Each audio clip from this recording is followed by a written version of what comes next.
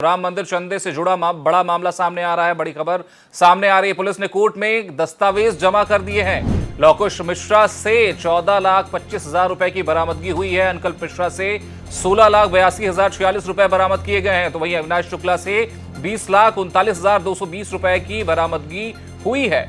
करुणेश पांडे से 18,07,063 रुपए बरामद किए गए हैं। रमाशंकर मिश्रा से 7,32,170 रुपए बरामद किए गए हैं। तो वहीं टिन्नू यादव से 1 लाख रुपए की बरामदगी हुई है।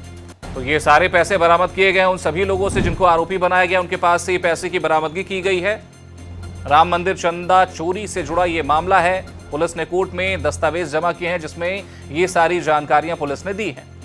कितनी कितनी जो रकम है वो बरामद की गई है, किस व्यक्ति से, ये जानकारी पुलिस ने कोर्ट में सौंपी है, दस्तावेज सौंपे हैं और उसमें पूरा लेखा जोखा, कितनी रकम किस व्यक्ति से बरामद की गई है, ये पूरी जानकारी उस दस्तावेज में शामिल है।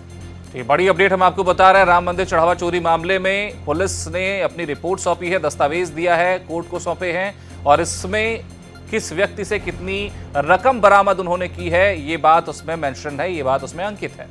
तो ज्यादा जानकारी के साथ हमारे सहयोगी मनमीत गुप्ता जुड़ गए हैं। मनमीत जी, क्या अपडेट इस पूरे मामले में? पुलिस ने दस्तावेज वहां पर सौंप दिया है कोर्ट में?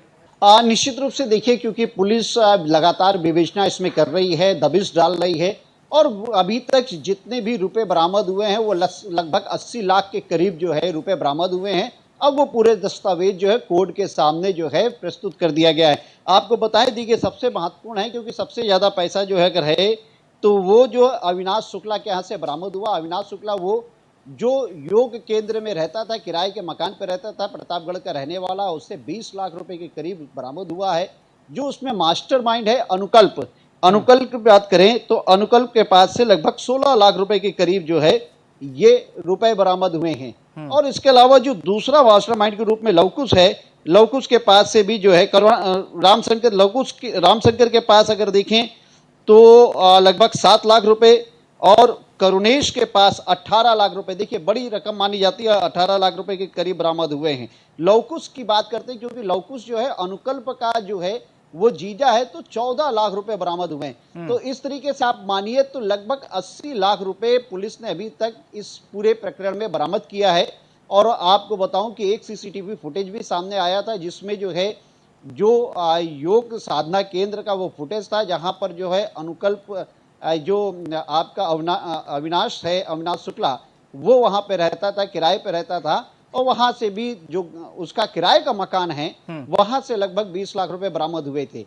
तो देखिए ये पुलिस ने जो बरामदगी है वो कोर्ट के सामने रख दी है। इन सभी को गिरफ्तार करके जेल भेजा जा चुका है, 15 दिन की न्यायिक हिरासत में है। लेकिन इन सब के बीच में जो है लगातार इनसे पूछताछ की जा रही है और आज दबिश भी डाली गई थी लवकुश और अनुकल्प के घर पर।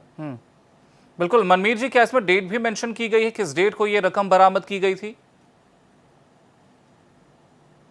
देखिए अलग अलग समय पे जब दबिश डाली गई है तो उसमें जो है ये पूरी रिकवरी दिखाई गई है। डेट्स तो इसमें नहीं क्लियर की गई है कि किन किन डेट्स में, क्योंकि पूरे दस्तावेज में है, 4 पेज का ये पूरा दस्तावेज है जो कोर्ट के सामने रखा गया है। और देखिए ये कोर्ट की प्रक्रिया होती है कि जब भी आप गिरफ्तारी करते हैं तो उसके पास से क्या क्या चीजें आपने बरामद की है वो दस्तावेज बनाकर कोर्ट के सामने पेश करना पड़ता है। तो कोर्ट के सामने वो सारा दस्तावेज पेश किया गया है, कितनी रिकवरी है, किस किस लोगों से रिकवरी हुई है, वो सारी चीजें उसमें दिखाई गई हैं। चलिए मनमीत जी, सवाल ऐसे में ये भी उठता है कि 5 जून को लेकर एक सीसीटीवी फुटेज जो सामने वायरल हो रहा था, 5 जून को पुलिस ने लोगों को गिरफ्तार किया था, कुछ लोगों को उनके घर पे छापेमारी भी की गई थी। ये भी कहा जा रहा था कि ट्रस्ट की तरफ से अनौपचारिक तौर पर टीम गठित की गई थी जो पूरे मामले की छानबीन कर रही थी, जांच कर रही थी। पूरे मामले में एफआईआर तक दर्ज नहीं कराई गई। इसको किस तरह से देखा जाए और जो पुलिस ने पूरा आंकड़ा एक दिया है उसमें किस तरह से स्पष्टीकरण होगा कि क्या जांच शुरू होने से पहले जो ट्रस्ट द्वारा अनौपचारिक तौर पर जांच कराई जा रही थी उसी समय रिकवरी की गई थी, या जब पूरे मामले में एसआईटी का गठन किया गया और पूरा मामला प्रकाश में आया उसके बाद ये छानबीन शुरू हुई, उसके बाद रिकवरी की गई? देखिए एक चीज तो स्पष्ट है, जिस तरीके से जो सीसीटीवी फुटेज सामने आया, जो वायरल फुटेज सामने आया, उसमें 5 जून को जो है अविनाश शुक्ला के घर से जो है किराए के मकान से जो पैसे बरामद हुए हैं उसमें सफेद रंग की गाड़ी अविनाश शुक्ला को बैठते हुए देखा गया है। इसके अलावा पुलिस के कुछ कर्मचारी हैं, सिपाही हैं, इसके साथ साथ प्राइवेट सुरक्षा गार्ड हैं, ट्रस्ट के लोग हैं। तो इससे तो ये क्लियर है कि 5 जून को ही कुछ ना कुछ रिकवरी जरूर कर लिया गया था। और आपको मैं बताऊं कि ये जब प्रक्रिया, ये पूरी घटनाक्रम जब सामने आया कि हाँ चोरी हो रही है, तो हिडन कैमरे के माध्यम से इसको देखा गया और ये क्लियर कर लिया गया कि हाँ इसमें चोरी हुई है। तो सबसे पहला था कि वो कौन चेहरे हैं, उन चेहरों को चिन्हित किया गया और उनके यहाँ जो है प्राइवेट तरीके से दबिश दी गई। ये एक तो पॉइंट इसमें रहा है कि क्योंकि जब दबिश डाली गई तो उसमें कुछ ना कुछ रुपए बरामद हुए और यही चीज सीसीटीवी फुटेज में भी अविनाश के यहाँ दिखता नजर आ रहा है, जिसमें काला बैग है। उस काले बैग में बता रहे हैं कि 5 लाख रुपए के करीब जो है वो बरामद हुए थे। हालांकि सबसे ज्यादा पैसा जो है, जो दान का पैसा है, वो 20 लाख रुपए अविनाश के यहाँ से बरामद हुए हैं।